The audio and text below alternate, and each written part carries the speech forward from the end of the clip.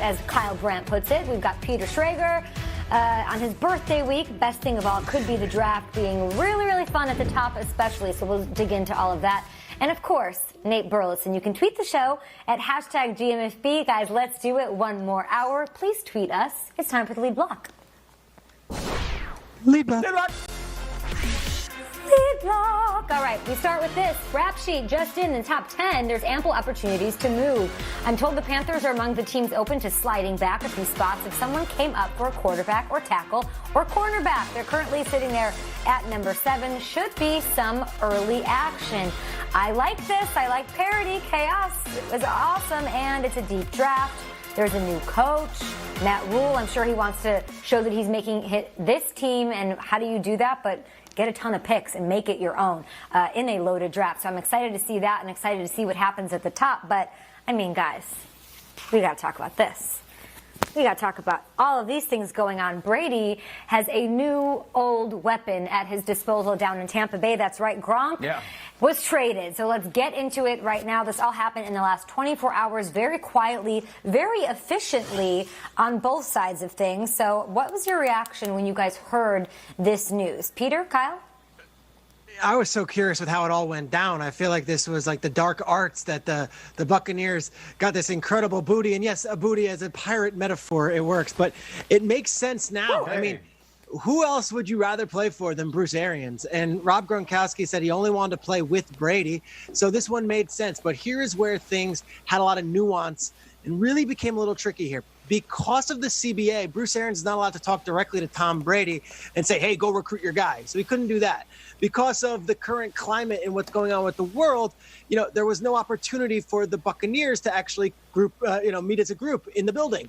Furthermore, because Gronk's rights are owned by the Patriots, the Buccaneers can't talk to Gronk directly because that would be tampering. So this took a lot of stuff behind the works, and it ended up being Belichick giving the Buccaneers the okay to go and seek a physical for Rob Gronkowski. And they did that. They got a doctor up there in Boston to give an independent physician physical, which is okay under the current league rules. He passed his physical and things go down. What is fascinating to me about this, and my initial reaction is like, are the Buccaneers America's team this year? What I say by that is, are we going to be getting a lot of Buccaneers football? Because in recent years, we did not. The Buccaneers played one primetime game last year, and it was week 2 on NFL Network against the Panthers in the pouring rain.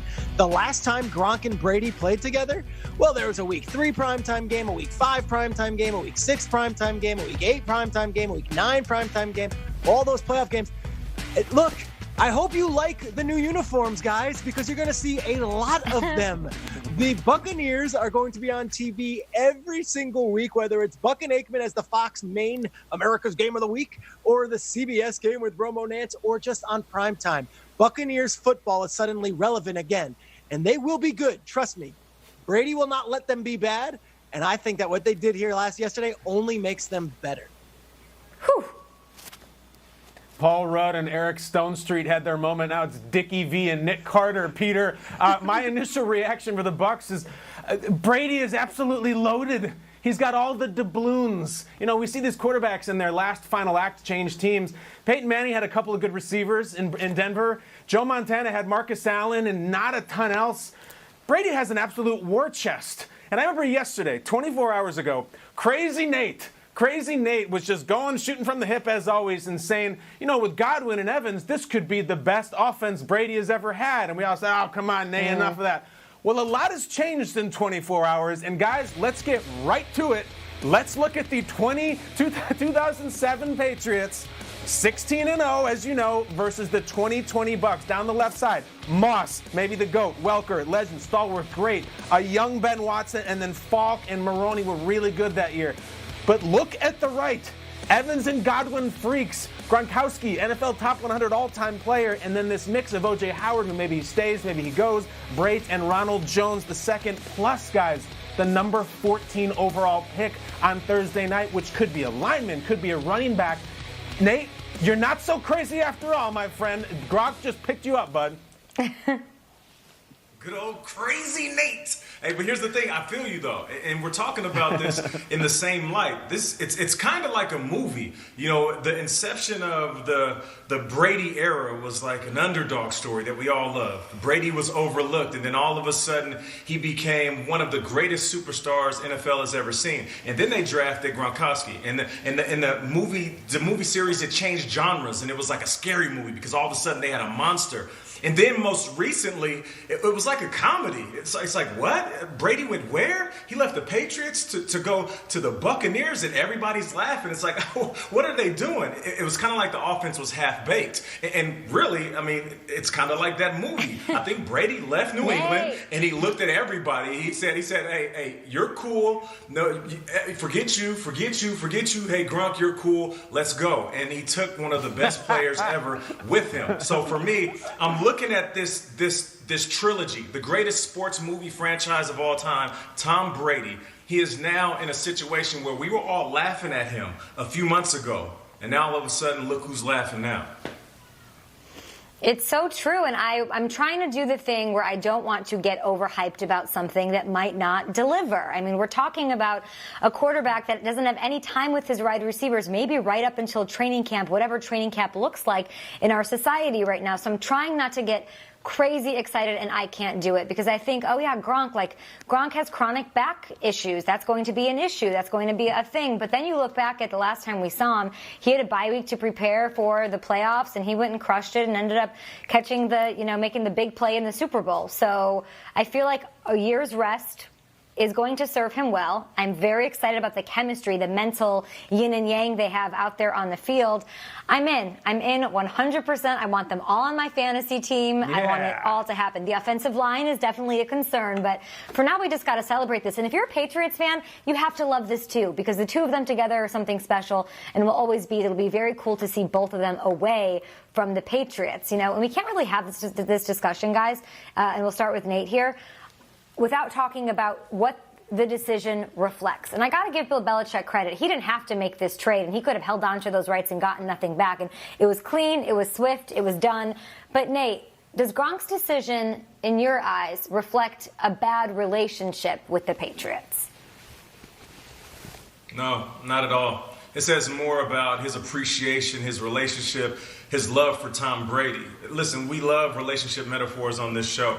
If a guy breaks up with a woman and he finds a new love of his life, it doesn't mean that he doesn't like his ex. It just means that he loves his new person more. And that's what this situation is. Gronkowski, he's had some great times in a Patriots uniform. He is going to go down as the best tight end to ever put on that jersey. He's going to go down as one of the best tight ends to ever play the game when he was wearing that jersey. But his love and appreciation for Tom Brady, that right there is selling it. So for me, it's more about Tom and the Buccaneers than it is about what's behind them, which is the New England Patriots. Absolutely. You can have love and appreciation for Tom and the Buccaneers, but you can also say it's kind of a different environment down there in Tampa. I remember a couple years back when Danny Amendola signed with another team, and it's Gronk going on Instagram and telling him to go be free. Mm-hmm. Like this is the kind of view that these guys have, where it's a different world. Look at that. Be free. Look, it's different in Tampa. Let me explain. Bruce Arians is the ultimate players coach. Like, players love Bruce Arians. As long as you can go do whatever the heck you want, as long as you show up to play football on time and you're good at practice and you know the playbook, go be you. That's Bruce Arians' mantra. No risk it, no biscuit. Well, yeah, go enjoy the biscuit, whatever that means. Yeah. And also, Byron Leftwich is the offensive coordinator. You've got all these young. It's not this feeling of we're going up into cold weather and it's another year of training camp and Belichick is treating me just like every other player, and it's a different deal. Now, granted, that deal up there in New England has led to several Super Bowl rings and a lot of money and a lot of success for all of these guys. But at this point in their careers, I think Brady and Gronk were just looking for something else, and that's okay. And maybe they found what they're looking for. Let's think about this. Gronk and Arians, all right? One is a lovable, hard-drinking quote machine who has multiple rings and spent 1 year in the media. And the other one is Rob Gronkowski. All right, they're basically the same person. But I'm seeing something right now, guys, going around, is that, there's been a lot of joy at the Pats' expense over the last 24 hours, kind of sort of laughing as the empire burns and there's this Bushwood caddy swim going on in Tampa. And maybe it's happened. Maybe the sins of Belichick's past have come home to roost. And maybe having all these joyless team policies and these terse press conferences have finally cost him the 2 best players he's ever had. And that attitude and that mentality played a role in them leaving. I would just say this. Be very, very careful throwing dirt on the Patriots' grave and saying Bill Belichick is losing all this and he got screwed and everybody's laughing at him. Just trust me. Peter has said this for months. They are not going to be caught with their pants down. They have a plan. Brady told Howard Stern he knew before this season it was probably his last.